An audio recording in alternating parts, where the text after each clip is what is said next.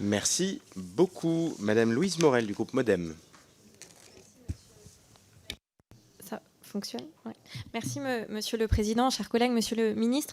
Après avoir présidé pendant 5 ans notre chère commission, vous avez désormais comme exigeante mission de soutenir nos fleurons industriels et surtout de poursuivre notre reconquête industrielle.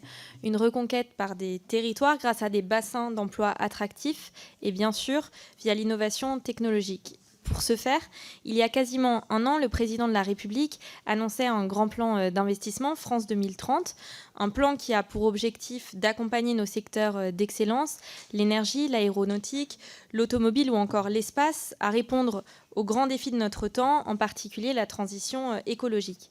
Il s'agit donc d'investissements massifs pour faire émerger les futurs champions technologiques. Et en effet, si l'urgence a davantage pris le pas sur la gestion des politiques publiques ces derniers mois, l'industrie, elle, se construit sur le temps long. Mieux comprendre, mieux vivre, mieux produire en France à l'horizon 2030, ce sont les objectifs de ce plan. Ainsi, Monsieur le Ministre, pouvez-vous nous faire un point d'étape sur la mise en œuvre de ce plan d'investissement ? Quel crédit affecté à quel secteur ? Quelle évaluation au niveau de sa mise en œuvre ? D'autre part, parmi les secteurs prioritaires qui ont été annoncés, l'hydrogène vert apparaît en premier chef de ceux-ci.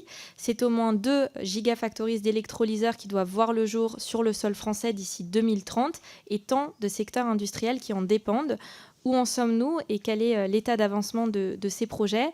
Et enfin, une dernière question qui concerne de nombreux industriels sur nos territoires. Quelles propositions leur formuler aujourd'hui lorsque leur enjeu de croissance se heurte à nos objectifs de non-artificialisation ? Je vous remercie. Merci. Monsieur le Ministre.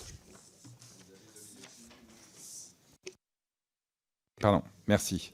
Et vous avez 2 minutes pour tout ça. D'abord, France 2030, ça n'a même pas un an. 12 octobre 2021, lancé à l'Élysée, avec une vraie stratégie de développement.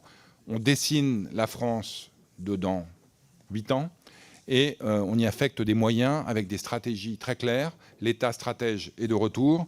On se donne des objectifs très concrets, les défis sociétaux, notamment en matière de production d'énergie décarbonée, l'hydrogène, vous en avez parlé, de décarbonation de l'industrie, de décarbonation des transports, de l'alimentation saine et durable ou encore de la souveraineté numérique.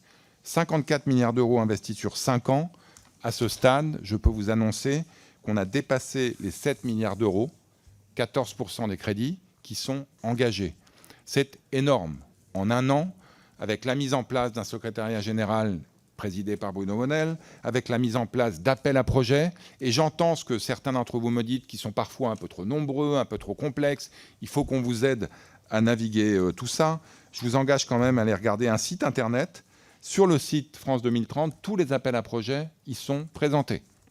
Donc les entreprises, notamment les petites et les moyennes, auxquelles on va consacrer une bonne partie des crédits de France 2030 qui vous interrogent là-dessus, renvoyez-les vers ce site. On vous enverra le site précis, Monsieur le Président. Il est extrêmement bien fait et ça permet aux entreprises de candidater. On a aujourd'hui 1000 bénéficiaires depuis début 2021 avec des entreprises, des organismes publics, des collectivités. Bref, ça fonctionne.